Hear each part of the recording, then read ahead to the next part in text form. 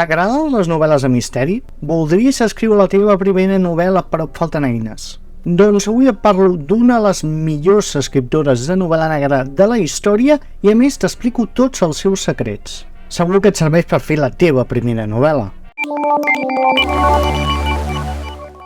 Ei, què tal? Em dic Jacint Casademont i com sempre estic aquí per explicar-te coses que seran molt interessants. Abans de començar, però, recorda que no et costa res marcar que t'agrada el vídeo, subscriure't al canal i recorda que em pots trobar a totes les xarxes socials. Agatha Christie és una de les autores més venudes de la història i sí, a l'època que va néixer i va viure era complicat ser dona i escriptora. Aconseguir èxit no va ser fàcil, per això va necessitar del seu talent, de la seva constància i també d'algunes eines que potser va utilitzar inconscientment, però després de tantes novel·les hem aconseguit saber alguns dels seus secrets de la seva manera d'escriure que pot ser que t'ajudin ara a tu. És per això que ho he resumit en 5 punts que potser et seran d'interès i t'ajudaran. Una cosa molt curiosa és que no estimava a un dels seus personatges més cèlebres com és Hercule Poirot.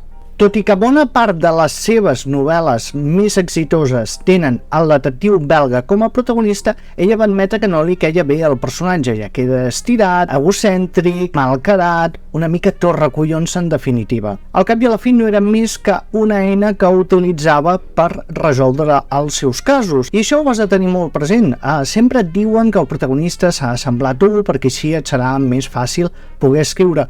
Però les novel·les de misteri, com que són un mecanisme molt mecanitzat, tenir una eina que encara que no te l'estimi, si no sigui igual que tu, sí que tingui les característiques ideals per poder resoldre el misteri, et serà útil. Les novel·les d'Agatha Christie, si es caracteritzen per una cosa, és que hi ha infinitat de personatges. Hi ha una trama principal i en aquesta trama principal actuen tots aquests caràcters, aquests personatges, que són definits molt breument, però alhora et queden gravats a la memòria. Per exemple, pots tenir un coronel que surt de la guerra i que és molt engreït, o una dona de fer feines que simplement està enamorada. Trets molt bàsics, però que alhora serveixen per relacionar-se amb els altres personatges, perquè saps com són i la seva interrelació amb els altres t'ajuda a ubicar-los dins de la trama. Cada personatge secundari té un motiu pel qual voldria matar a la víctima que apareix a la novel·la, i aquest motiu veu directament de les seves característiques. Una altra cosa que desmenteix l'escriptura d'Agatha Christie són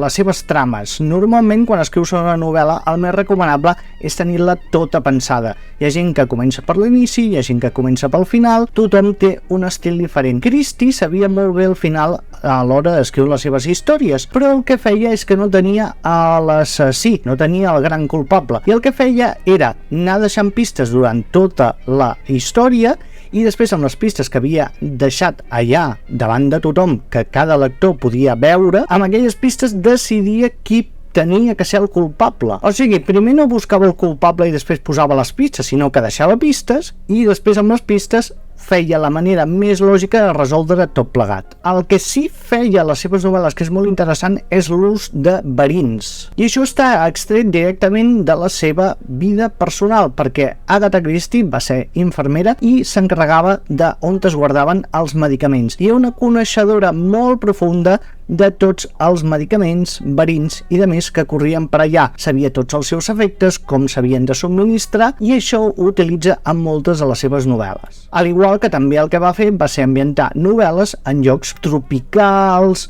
una mica exòtics. Això ho va fer perquè ella era una gran viatgera i aprofitava que anava a un lloc per agafar referències i ambientar la història allà. Això ajudava a trencar les seves rutines, ja que les seves primeres novel·les totes estan ambientades a Anglaterra. O sigui, mateix argument, mateix esquema, però canviant el paisatge de fons on te succeeix. I també és sumament important que Agatha Christie el que fa és simplificar les coses. Tot i que la trama pugui ser molt enrevessada, la seva escriptura és molt directa. Una de les característiques d'Agatha Christie és que pot ser que les seves trames siguin molt complicades, però alhora la seva escriptura és molt senzilla. No fa grans descripcions que ocupen 3-4 pàgines explicant-te el jersei que porta la protagonista. Va directe a explicar-te el que és fonamental fonamental, i pel mig et deixa anar alguna pista. Això fa que tinguis que estar molt atent, que la trama avanci molt ràpid i que et quedin les coses molt clares. Com veieu, Agatha Christie era una persona molt sensata que sabia exactament el que es feia, que treballava molt les seves novel·les, han aparegut llibres on sabeu en els seus apunts de com treballava cada trama,